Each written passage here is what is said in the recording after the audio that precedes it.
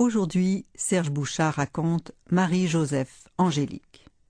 Quelques années avant notre histoire, la grande ballerine Anne de Camargo inaugure en 1726 le tutu-court.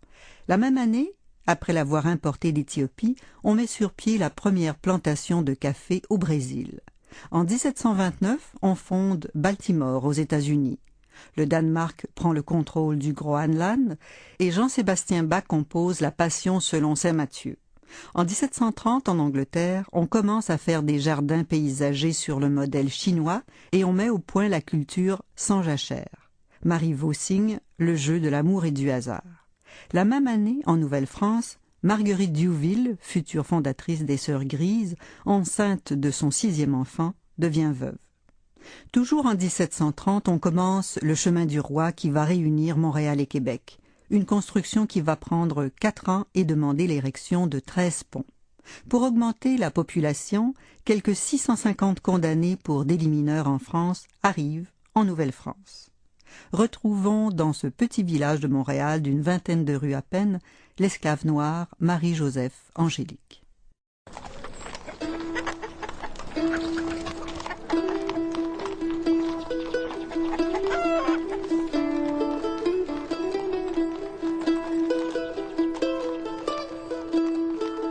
L'histoire de Marie-Joseph Angélique, l'esclave noire, se passe à Montréal au printemps et à l'été de 1734. Il serait bon de se mettre à imaginer le Montréal de 1734. D'abord, la ville n'est pas grosse, c'est une ville de 5000 habitants. Et c'est pas mauvais de se rappeler que 200 ans après la venue de Jacques Cartier, ce qu'on appelait Hochelaga, le village des Iroquois, avait 4500 habitants. Alors, c'est fascinant de penser que 200 ans plus tard, Hochelaga n'existe plus, bien sûr, et on a à peu près le même nombre de personnes. Il y a des gens qui sont établis dans le Vieux-Montréal, mais il y a une concentration aussi, une paroisse à la Chine. C'est d'ailleurs le centre de l'arrivée des fourrures et le centre des départs vers l'ouest. Il y a à l'est Pointe-aux-Trembles, qui est une des plus vieilles paroisses de l'île de Montréal. Et au nord, de l'autre côté, en face de la rivière-Prairie, à Sault ou Récollet. Et puis on est à l'époque en train de déforester l'île. Alors c'est un long processus, c'est difficile, on veut des chemins de pénétration. Et on appelle ces chemins des côtes. Alors ça nous est resté Côte des Neiges, Côte Sainte-Catherine, et ça vient de là. La présence amérindienne est partout. Il y a des Amérindiens dans la ville, il y a des esclaves, il y a des Amérindiens autour. Mais quand on considère qu'il y a 5000 personnes qui habitent la ville de Montréal, eh bien, Coq-Nowaga, en fait, qui s'appelle Sault-Saint-Louis, à l'époque, le Sault-Saint-Louis a 2000 Iroquois.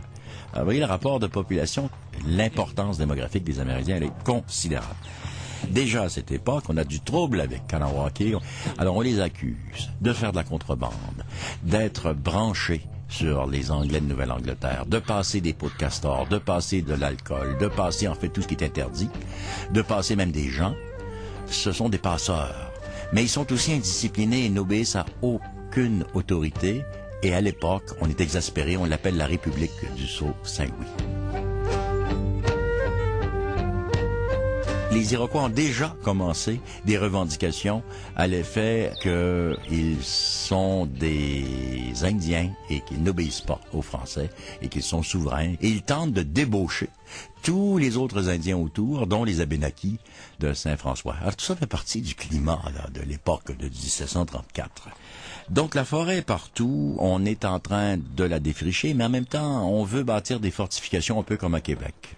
Oui, ça fait pas longtemps qu'on est en paix, là. On est en 1734. La Grande Paix de Montréal a été signée en 1701. Ça fait 33 ans qu'on n'a plus d'attaque amérindienne.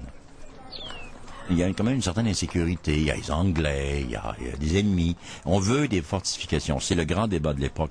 Autre fait, on se relève du grand incendie de 1721. Ça fait 12-13 ans que la ville a été littéralement rasée par les flammes. On est en train péniblement de s'en relever. Et on a bien sûr la passion des routes à l'époque pour sortir de Montréal et arriver à Montréal. C'est l'ouverture du chemin du roi entre Montréal et Québec. Et c'est la première route nationale en Amérique du Nord. Et en somme, ce qu'on dit beaucoup à cette époque, c'est que Montréal, c'est beau, c'est gai, c'est riant, les gens sont rieurs, et ça revient constamment dans les observations. C'est une drôle de place. Il y a de la joie, malgré l'adversité, malgré les incendies. Et malgré, il faut le dire, les problèmes de l'époque pour une petite ville, il y avait des problèmes de propreté, c'était très sale. Il y avait des problèmes de délinquance, c'était chacun pour soi, c'était tout croche. L'architecture était coup-ci, coup-ça. C'est l'époque, donc, on commence à avoir une sensibilité municipale. C'est l'époque où on veut ramasser les immondices. Il y a beaucoup de boue, beaucoup de poussière, puis beaucoup de traîneries. On va arriver avec des règlements comme si un animal est errant, il appartient à celui qui va le trouver. Ah oui, ça vous donne un portrait. Il y a des marchands, il y a des aristocrates, il y a les institutions religieuses, les institutions politiques, les institutions de justice. Et puis, il y a le peuple, le bas peuple. Je viens de tracer le fond de scène, le fond de toile pour l'histoire de Marie-Joseph Angélique. C'est dans ce Montréal-là que notre histoire se passe.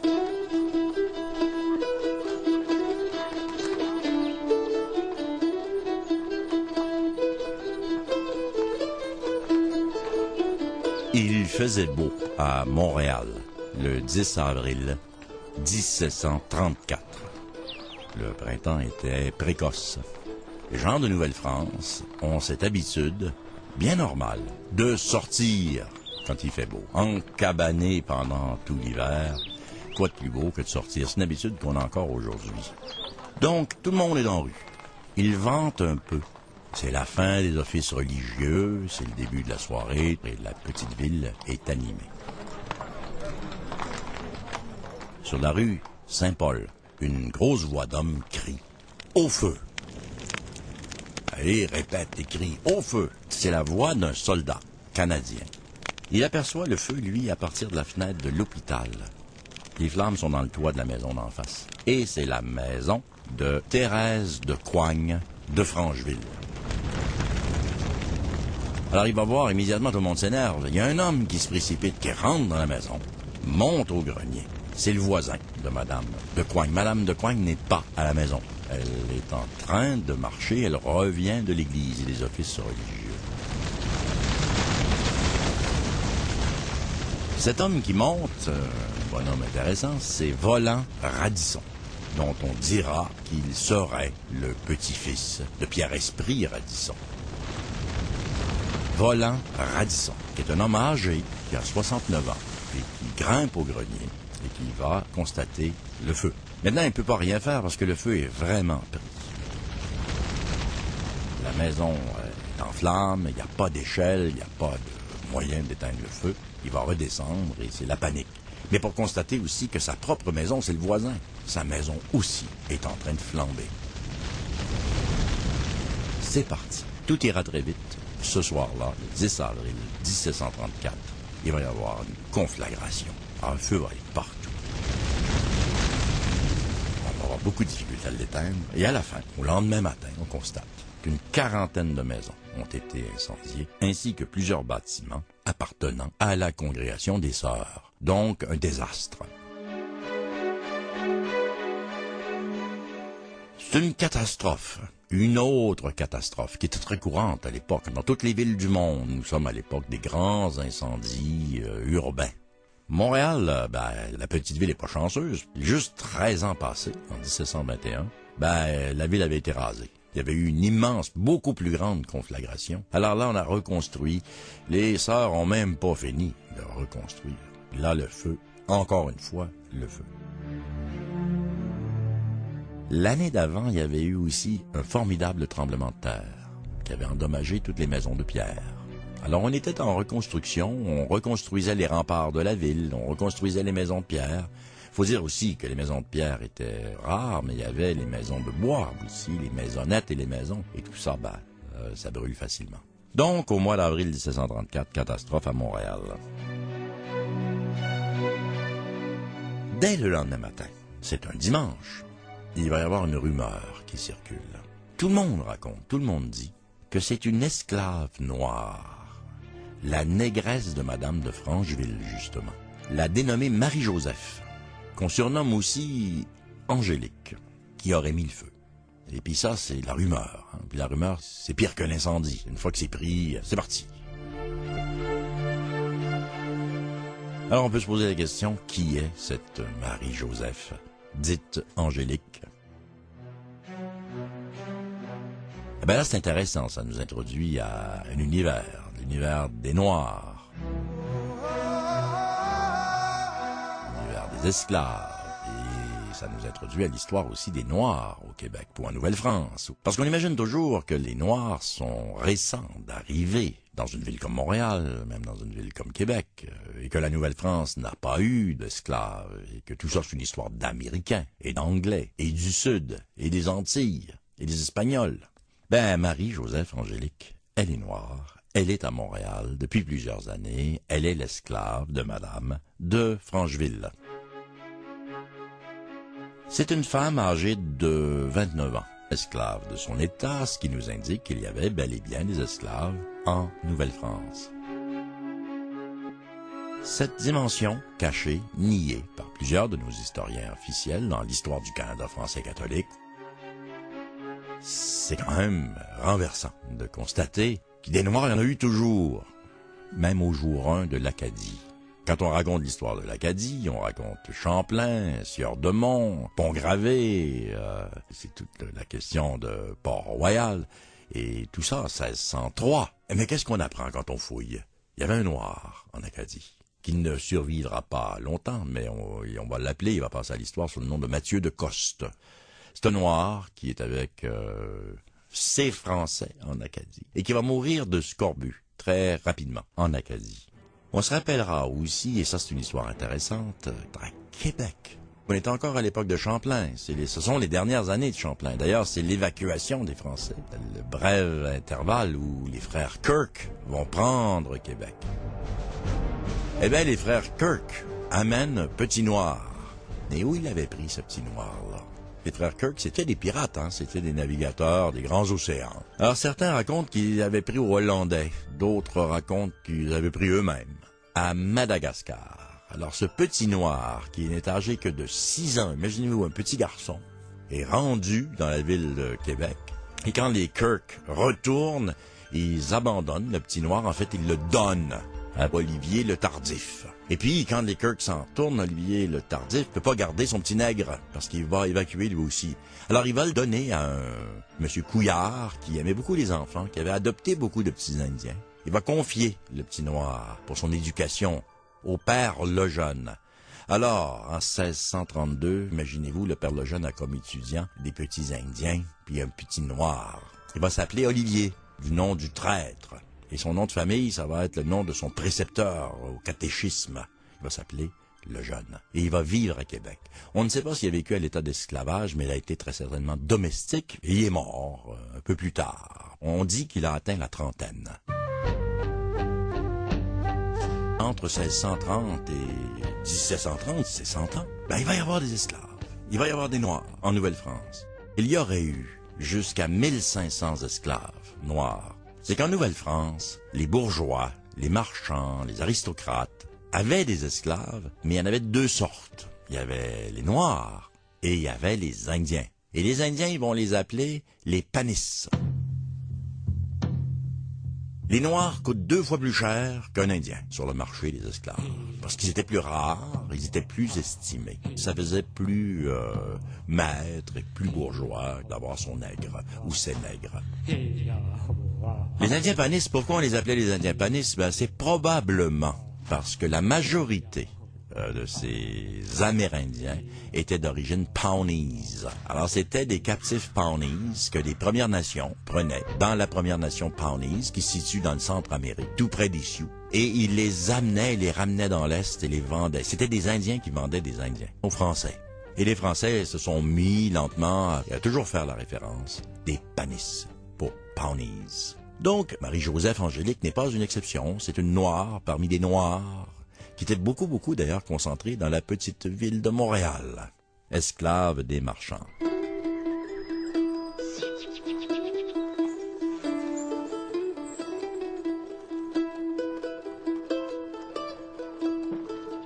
Marie-Joseph n'est donc pas une exception. C'est une esclave noire parmi les esclaves noirs dans la société montréalaise de 1734.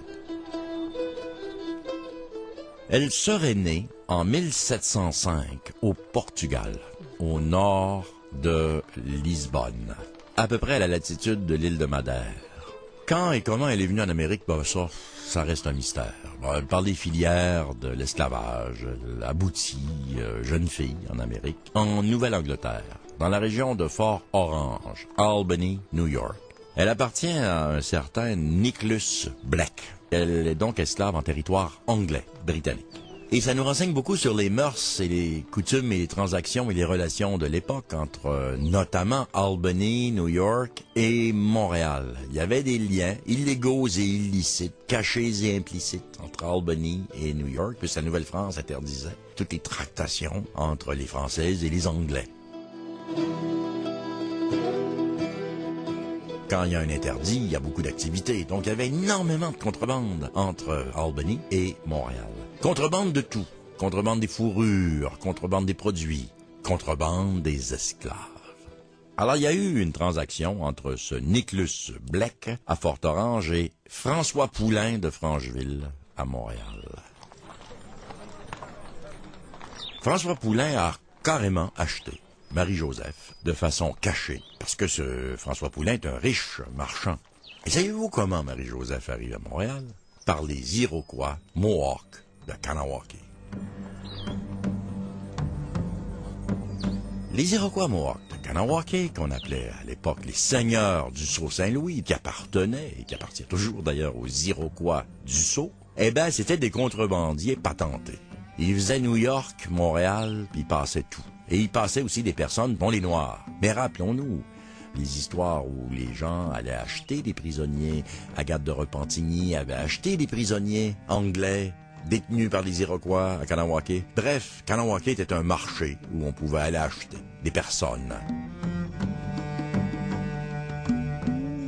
Donc Marie-Joseph est passée par Kanawake, aboutit chez François Poulain de Francheville et sa femme Thérèse devient esclave de la famille à Montréal.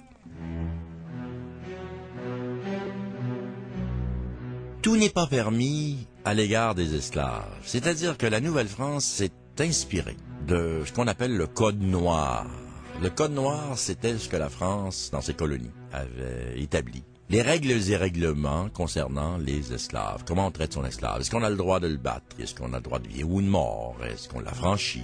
Après quand? Et pourquoi? Donc le Code noir existait.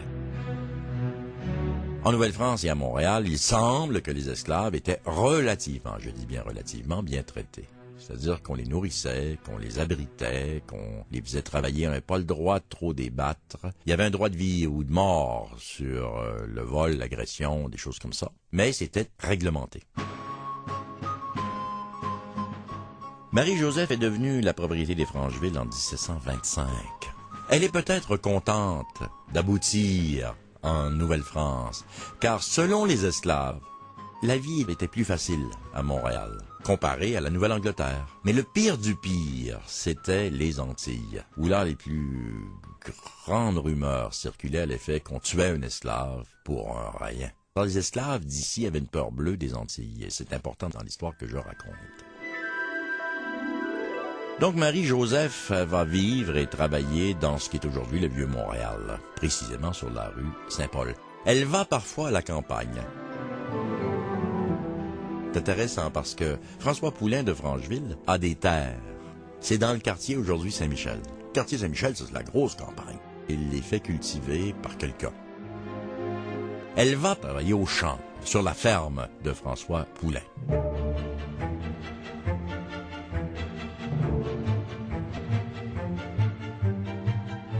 Si on a à caractériser, c'est très important, Marie-Joseph, elle est enjouée, elle est énergique, elle parle beaucoup, très agitée. Et puis elle est difficile, qu'elle obéit pas facilement. Elle a la répartie facile, elle est ironique, fatigante, elle est indépendante. Pour une esclave, être indépendante, c'est pas trop bon. Alors, il y a des conflits. Madame de Francheville, apparemment, l'a bien apprécié. Développe de femme à femme une relation correcte. Elle va même, c'est elle, Madame de Francheville, qui va finir par l'appeler Angélique, qui est son surnom, et qui est le nom de sa première fille, décédée. Alors, on voit un petit peu d'affection, là. Par contre, François Poulain, lui, il est violent avec son esclave. Il a la réputation d'être violent avec ses esclaves de toute façon, mais il bat Marie-Angélique. Mais c'est une jeune fille, à cette époque, Marie-Angélique arrive à Montréal, elle a 20 ans. D'ailleurs, qui est ce François Poulain de Francheville? C'est un riche marchand de Montréal, il fait partie de la classe, de l'élite de l'argent de Montréal. Mais en plus, ce personnage historique connu, c'est le fondateur entrepreneur des forges du Saint-Maurice, subventionné par la couronne de France. Et à cette époque, au moment où il démarre les forges de Saint-Maurice, il est rarement à Montréal. Il est toujours aux Trois-Rivières. Et puis, ça crée une situation où Madame de Francheville n'est pas contente. Son mari est toujours parti pour les affaires, puis il faut qu'elle fasse tourner les affaires de Montréal, la ferme, la maison. Alors, il y a de la tension dans la maison. Et plus il y a de tension, plus François Poulain, quand il vient, il est nerveux, plus il bat son esclave.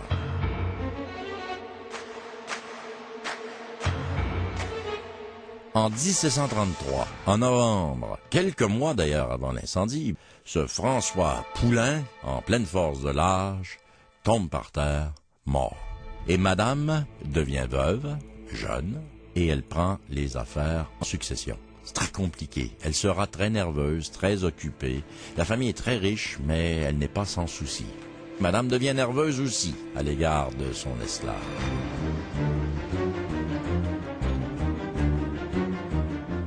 Marie-Joseph ne s'entend pas bien avec les autres domestiques, mais notamment avec une domestique qui est canadienne. Et Marie-Joseph a un gros contentieux. Elle joue des tours, elle dit qu'elle n'est pas fine, ils se harcèlent l'une l'autre, la domestique et l'esclave. Donc, Madame de Francheville a un gros dossier à régler à cette époque. Et finalement, de guerre lasse, elle va demander à sa domestique canadienne de quitter, puis qui se fait l'affaire de Marie-Joseph, qui est heureuse. Donc, Madame de Coigne se débarrasse de la domestique, mais laisse entendre qu'elle va la reprendre le jour où elle se sera débarrassée de Marie-Joseph.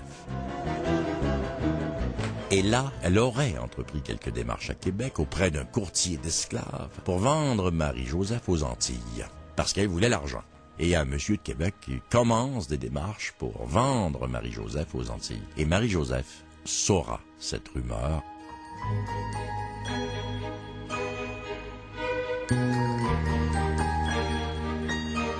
Durant les 9 années où Marie-Joseph a vécu à Montréal, elle a eu des amants, plusieurs amants. Un en particulier qui était un autre esclave noir du voisinage, Jacques César. On appelait souvent avec des noms romains les esclaves en Nouvelle-France.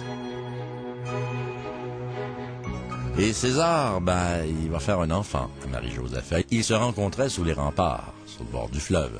Alors tous les esclaves sortaient un peu la nuit et se fréquentaient, puis se racontaient des histoires. Il y avait une petite société des esclaves, d'ailleurs mélangée, les Amérindiens, les Panis et les Noirs. Mais en fait, ce beau César est l'amant de Marie-Joseph. Elle aura un enfant, Eustache. Mais il est mort après un mois et de bons soins. D'ailleurs, on soignait les esclaves à l'hôpital. Alors le petit, ils vont essayer de le sauver par tous les moyens, mais il va mourir. Elle va retomber enceinte, puis là, elle va avoir des jumeaux. Mais ils n'ont pas vécu non plus. Alors, ils vont mourir en bas âge.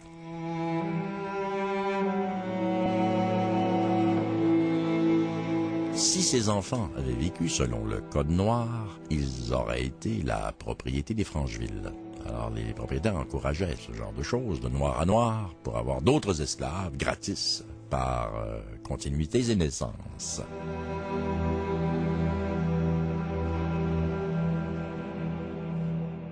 Le Code noir interdisait aux propriétaires de séparer la mère de ses enfants. Un mot sur César, qui va vivre. Il sera, on le sait, affranchi en 1761, sous le régime anglais, après la conquête. Il va se marier à une autre esclave affranchie. Il va s'établir à Longueuil, il va faire des petits-enfants, et il va atteindre un très grand âge, puisqu'on sait qu'il est décédé en 1780. En 1733, un an avant l'incendie, Madame de Francheville a embauché un dénommé Claude Thibault, à titre d'engagé. Elle engage un monsieur qui va faire les travaux de force dans la maison. C'est intéressant, ce Claude Thibault. Il vient d'arriver en Nouvelle-France. Il est fraîchement débarqué. Mais c'est un criminel. Lui, il faisait le trafic illégal de sel. On les appelait des faux sauniers. Les sauniers qui vendaient du faux sel. Et quand on les prenait en France, on les envoyait aux galères. Mais on leur donnait le choix. Ou bien c'est les galères, ou bien vous en allez à Nouvelle-France. Alors lui a choisi la Nouvelle-France, et le voilà qui arrive, penaud et à regret. Il débarque en Nouvelle-France, sans femme ni enfant ni amis, parmi un groupe de faux sauniers. Il est engagé par Madame de Francheville.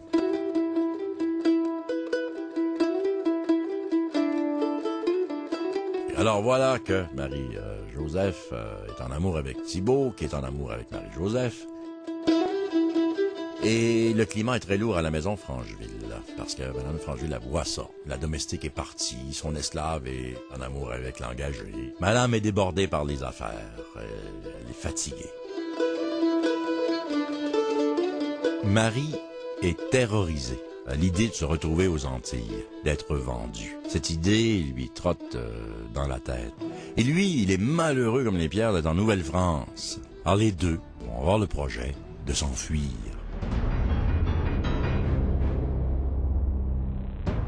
Alors, le 22 février 1734, voilà que le couple traverse le fleuve gelé, en cachette. Ils ont préparé leur fuite. Ils sont sur la rive sud.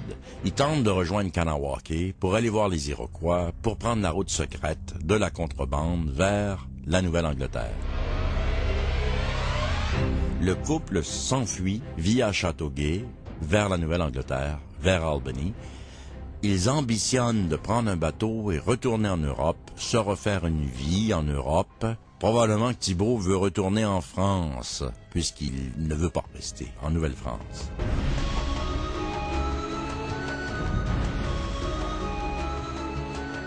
À cette époque, c'est la vie. Il y a un avis de recherche. Et la police est aux trousses des fuyards.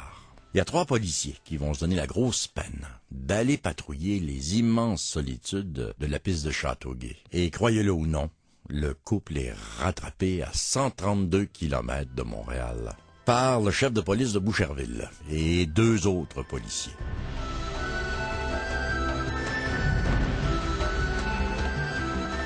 Alors on ramène les fuyards à Montréal et Claude Thibault est mis aux cellules. En fait, il va rentrer le 8 mars en prison. Ils ont été partis peut-être 2 semaines de fuite. Ils ont été rattrapés. Claude Thibault est en prison. Marie-Joseph revient à la maison. Elle ne sera que réprimandée. Alors, vous voyez que madame n'était pas si dure. Son esclave, elle va faire une réprimande et la reprend son service, mais Claude Thibault, lui, est en prison.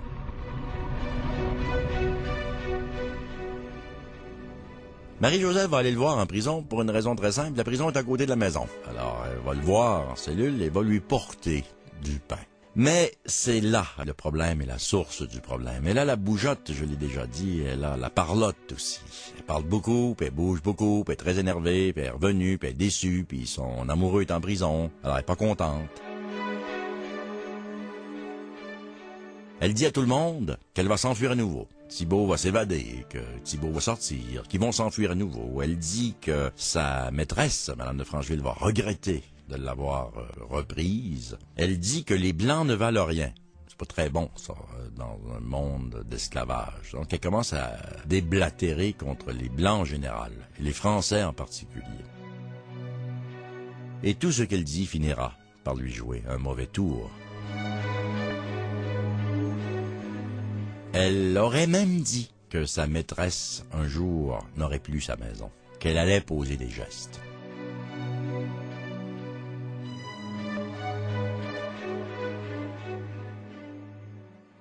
Le 9 avril, après un mois de prison, Claude Thibault est libéré.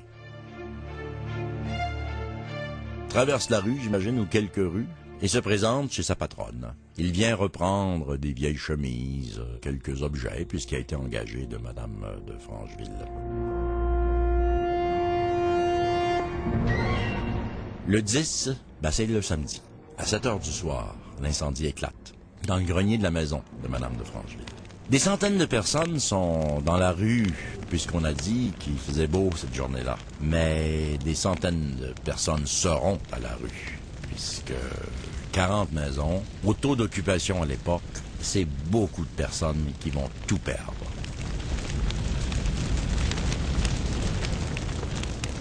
Autre fait, durant l'incendie, sous prétexte d'aider, sous prétexte d'éteindre, sous prétexte d'être là, il y aura du pillage. Le pillage sera généralisé. Et c'est bien ce qui arrivait. Il y avait beaucoup de pauvres, des gens sans moyens, qui en profitaient pour voler tous les objets. Sous prétexte de sortir les objets, ils s'enfuyaient avec.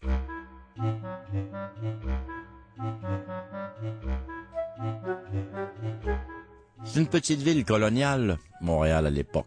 Le vieux Montréal a 5000 habitants, à peu près. Et puis, les puits sont très rares, l'eau est très rare, les moyens manquent. En fait, je reviens sur cette idée que les incendies urbains étaient très fréquents. C'était l'ennemi numéro 1 et on avait une peur bleue de ça et là, voilà, que ça se réalisait. On sait que Marie-Joseph, selon les témoins, a aidé. Elle ne s'est pas enfuie. Elle a tenté de sauver les meubles comme tout le monde. Et puis, quand tout le monde s'aperçoit qu'il n'y a pas rien à faire, que ça va brûler jusqu'à ce que destruction totale s'ensuive, elle va avec les autres, la foule, se retrouver dans la cour des sœurs hospitalières, tout près. Et là, elle va même prendre un petit coup avec 2 étrangers. Puisqu'elle profite de l'anarchie pour un peu de liberté, pour passer la nuit, à prendre un petit coup. C'est pas très bon pour sa réputation. Mais c'est là, le lendemain matin, que la police va l'arrêter. Sur le oui-dire de sa culpabilité. On va prendre la précaution, on l'arrête et on va l'emprisonner. Et on lui annonce qu'il y aura enquête, procès et tout. L'enquête sera sous la responsabilité du juge Rimbaud. Ce sera une très longue enquête. Plusieurs semaines. Et dans les archives de l'histoire judiciaire de Montréal, ce sera un très très long procès. Procès-enquête, en fait. C'est tout mélangé, tout ça. Le juge va y travailler du 11 avril jusqu'au mois de juin. Le procès de Marie-Joseph Angélique, c'est précieux, car toutes les archives ont été conservées, et ça va nous donner un portrait incroyable de la société montréalaise de l'époque, avec les esclaves, avec les Amérindiens, les marchands, les aristocrates. Nous sommes à l'époque de l'intendant Hocquart et à l'époque du gouverneur Beauharnois. Mais pour Marie-Joseph, évidemment, l'issue sera absolument tragique.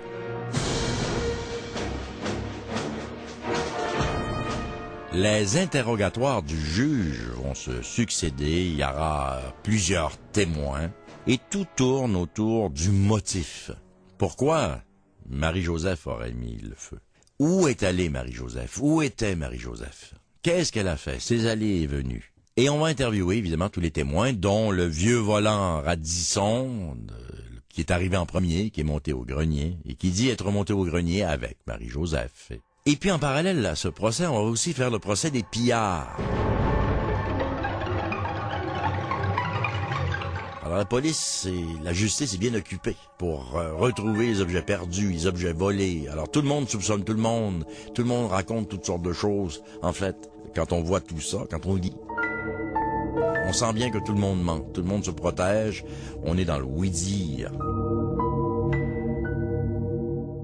Le juge Rimbaud est convaincu que Marie-Joseph a mis le feu. Il est convaincu qu'elle voulait se venger de sa maîtresse, qu'elle voulait s'enfuir, qu'elle voulait profiter de cette catastrophe pour s'enfuir avec Thibault. Il est convaincu que Thibault et complice.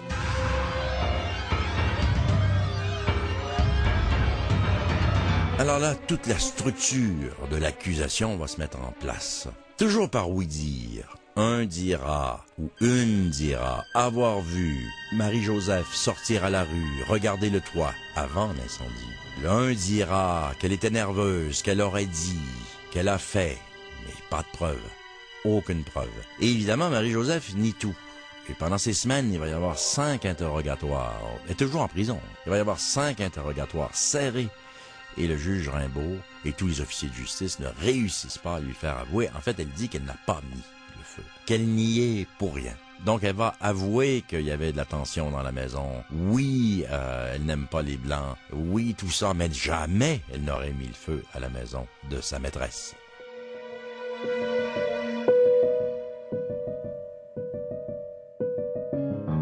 Alors, l'enquête, les interrogatoires, les démarches, le procès s'éternise. On interroge les Indiens Panis, on interroge César, on interroge Radisson, on interroge les gens de la ferme du quartier Saint-Michel, tous les gens qui connaissent Marie-Joseph, on va les interroger. Et puis, on va se mettre à la recherche de Thibault. Thibault a été vu le soir de l'incendie. Et plutôt que de participer à l'aide pour éteindre ou enfin faire quelque chose pour sauver des meubles, lui, Thibault, n'a pas participé. On l'a vu en train de manger les restants de table au couvent des Sœurs. Mais là, il est disparu. On ne le trouve pas et il y a un avis de recherche et toute la police cherche Claude Thibault. Mais on ne le trouve pas. Malgré les témoignages, les interrogatoires, et tout. Le juge ne parviendra jamais à faire avouer Marie-Angélique et ne détiendra jamais aucune preuve. On est rendu à la fin du mois de mai, et là on veut un coupable. On sort un nouveau témoin du chapeau, qui n'avait pas témoigné, qu'on ne connaissait pas, et c'est une fillette, qui a 4 ans en fait. Et sur ce témoignage de la fillette, Amable Monnière, elle dit qu'elle a vu de ses yeux vus Marie-Joseph, elle aurait pris une pelle, prendre des tisons dans le foyer, monter au grenier et mettre le feu au grenier. Alors là, on tient la preuve, un témoin. À partir de ce moment-là, le juge est convaincu et les officiers de justice sont convaincus qu'on tient la coupable et on va rendre jugement. Le jugement est rendu le 4 juin 1734. On est rendu à la conclusion, on reconnaît coupable, et voici, de façon très concise et très directe, ce que le juge va établir.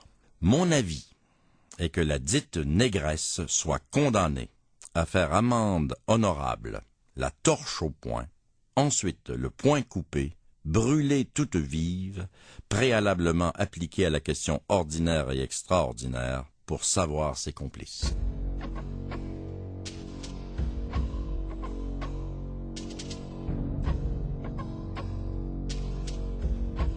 Alors on la reconnaît coupable et on lui donne une peine de mort qui est d'une extrême cruauté.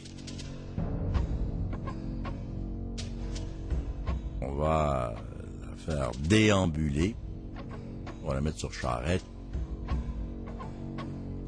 nue avec une chemise, avec de la cire brûlante dans les mains, pour ensuite la faire déclarer sa culpabilité devant public, lui couper le poing, la brûler vive. Voilà le jugement. Maintenant, ce jugement, c'est le jugement du juge de Montréal. Maintenant, ce jugement devra être confirmé par le Grand Conseil supérieur de Québec, à Québec, par les grandes autorités. C'est une peine de mort, après tout. Alors, on la sort de prison, on l'amène à Québec, et elle va comparaître devant le Conseil supérieur.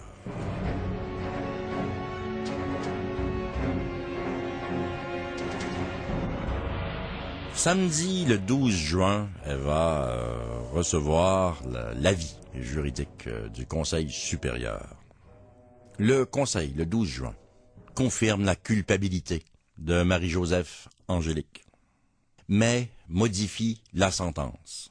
La nouvelle sentence se lit ainsi, et je cite, « La coupable devra faire amende honorable, nue, en chemise, la corde au col, tenant en ses mains une torche ardente du poids de 2 livres, devant la principale porte et entrée de l'église paroissiale de la ville de Montréal. Elle y sera menée par l'exécuteur de la haute justice, et à genoux elle déclarera à haute voix que méchamment, témérairement et comme mal avisée, elle a commis le dit incendie dont elle se repent et demande pardon à Dieu, au roi et à la justice. Cela fait, elle sera menée par le dit exécuteur à la place publique pour y être pendue et étranglée, tant que la mort s'ensuive, à une potence qui pour cet effet sera plantée sur la dite place. Et ensuite son corps mort, mis sur un bûcher, allumé pour y être brûlé, et consommé, et les cendres jetées au vent, ses biens acquis, confisqués au roi.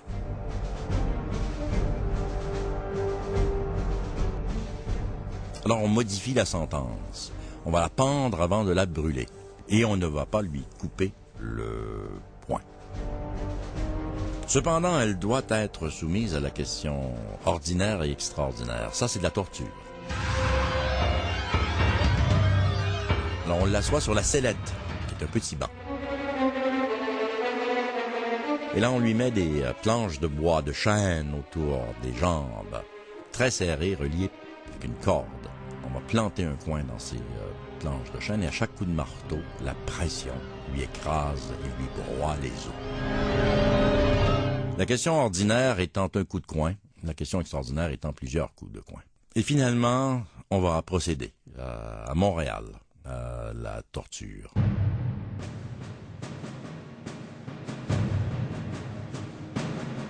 Elle va hurler, elle va protester de son innocence pour finalement avouer son crime, mais en disant « Je veux mourir. Oui, je l'ai fait, mais je veux mourir. Je veux seulement mourir. Tuez-moi. »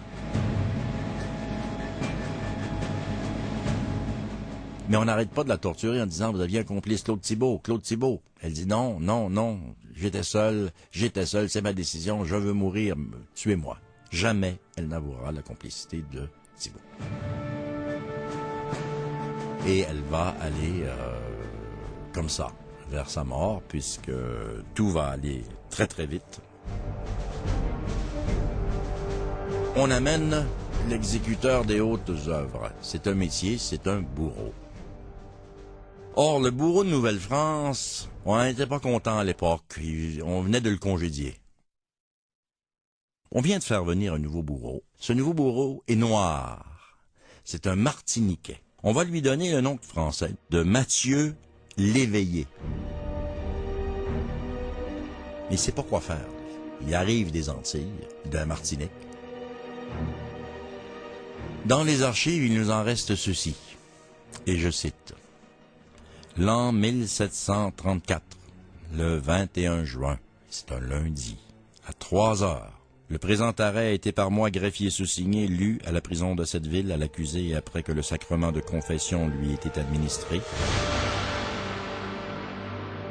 Elle a été à l'instant remise entre les mains de l'exécuteur de la haute justice qui l'a conduit devant la porte de l'église paroissiale de cette ville, où elle a fait amende honorable, la torche au poing.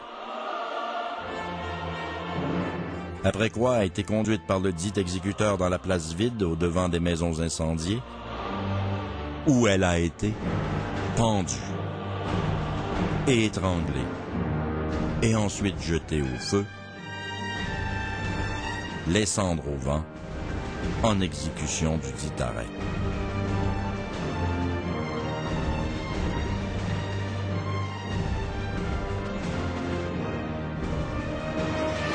« 21 juin 1734, Marie-Joseph Angélique était exécutée. Elle avait, dit-on, 29 ans.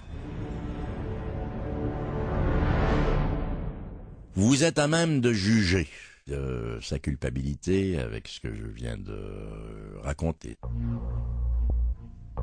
7 ans plus tard, à New York, une partie de la ville a été incendiée. On a accusé les esclaves noirs, ou un esclave noir, d'avoir mis le feu à la ville de New York en 1741.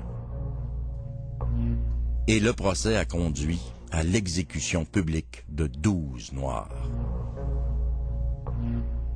dont on a dit qu'ils avaient fomenté un complot. Ce qu'il faut comprendre dans cette histoire, c'est la peur des incendies, l'état de la société à l'époque et la notion de bouc émissaire. Et la peur des Noirs. Les maîtres avaient peur de leurs esclaves. Et à chaque fois qu'il arrivait une catastrophe, on croyait, on pensait, il y avait cette possibilité, cette virtualité que les esclaves pouvaient se révolter. Qu'un esclave pouvait assassiner son maître, qu'un esclave pouvait brûler sa maison, tuer ses enfants. Donc ça servait bien le propos que de montrer aux esclaves que le moindre événement, ça pouvait se retourner contre eux. Dans le cas de Marie-Joseph Angélique, il est assez clair que sa culpabilité n'aura jamais été établie, qu'on a obtenu des aveux sous la torture, et ces aveux ne valent rien. Elle souffrait tellement qu'elle voulait mourir. Peut-être qu'elle a mis le feu, mais le doute est plus que raisonnable. Il est probable qu'elle n'avait rien à voir là-dedans. Il est possible que le feu ait commencé chez Voland Radisson, dans sa propre cheminée, et que Voland Radisson ait inventé une histoire pour ne pas être responsable, parce que on payait des amendes, parce qu'on ramonait pas les cheminées. Et Voland Radisson avait déjà été impliqué dans une histoire d'amende parce qu'il il maintenait pas bien sa cheminée. Mais cette histoire, oubliée, nous fait voir la société de la Nouvelle-France. Une société de la Nouvelle-France qu'on connaît mal. La société de Montréal qu'on connaît mal. Il y avait des esclaves à Montréal. Toute cette histoire nous démontre bien qu'il y avait une vie quotidienne avec plusieurs et des centaines d'esclaves qui vivaient à Montréal, qui pouvaient s'affranchir, qui étaient amérindiens, panis, qui étaient noirs antillais, qui étaient noirs européens, qui venaient de partout. Et cette société vivait les valeurs de l'époque.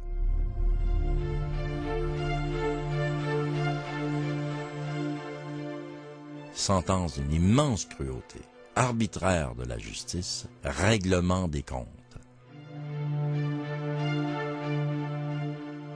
Claude Thibault ne fut jamais retrouvé.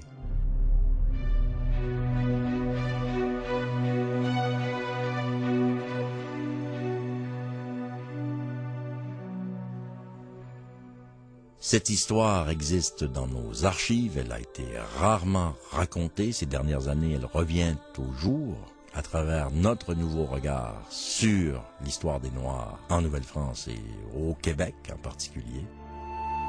C'est un moment de l'histoire de Montréal. C'est un personnage très oublié, probablement une erreur de la justice, mais une société qui se protège contre ses domestiques, qui se protège contre les petits et les pauvres. À cette époque, on exécutait pour vol domestique, sur la place publique, les Noirs, les Indiens, mais aussi les pauvres. On avait peur des miséreux, peur des pauvres, peur de perdre sa sécurité, peur de perdre ses privilèges.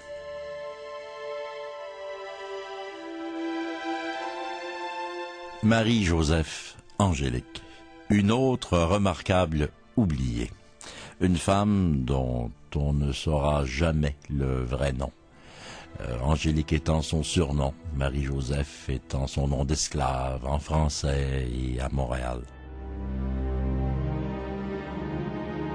Marie-Joseph Angélique, esclave noire, vendue à un Hollandais vivant en Nouvelle-Angleterre, vendue en contrebande à un Montréalais, ayant vécu un tiers de sa vie à Montréal comme esclave, qui n'a pas vécu 30 ans, et qui, à elle seule, dans toute sa tragédie, ouvre le voile sur tout un pan de l'histoire de la Nouvelle-France. Après l'incendie de 1734 attribué à Marie-Joseph, on fait des règlements plus sévères pour se protéger. On décide d'aligner les maisons et chacune doit avoir une échelle sur le toit à chaque cheminée. De plus, on fonde la première brigade de pompiers à Montréal. En ce qui a trait à l'esclavage, il faudra attendre 1770 pour voir apparaître les premiers mouvements abolitionnistes. La Société des Quakers de Nouvelle-Angleterre interdit en effet toute pratique esclavagiste. Au début du XIXe siècle, les États-Unis et l'Europe abolissent la traite des Noirs, mais le trafic continue de façon clandestine. En 1821, l'État du Libéria est fondé en Afrique de l'Ouest pour y installer des Noirs libérés. En 1833, l'Angleterre abolit finalement l'esclavage, suivi de la France en 1848 et des États-Unis en 1865. Au fil des jours, il y eut 4000 esclaves dans la vallée du Saint-Laurent. Au printemps 2005, on dévoilait dans le Vieux-Montréal une plaque commémorative à la mémoire de Marie-Joseph Angélique, esclave noire, figure emblématique de cette triste période du Québec. Serge Bouchard racontait à sa manière Marie-Joseph Angélique en s'inspirant du livre « L'esclavage au Canada français » de Marcel Trudel, mais surtout du livre de Denise Beaugrand-Champagne, « Le procès de Marie-Joseph Angélique » publié chez Libre Expression. Soutient la recherche musicale, Carole Gagnon. Prise de son, montage et mixage sonore, Réjeanne Leblanc. Présentation, choix musical et réalisation, Rachel Verdon.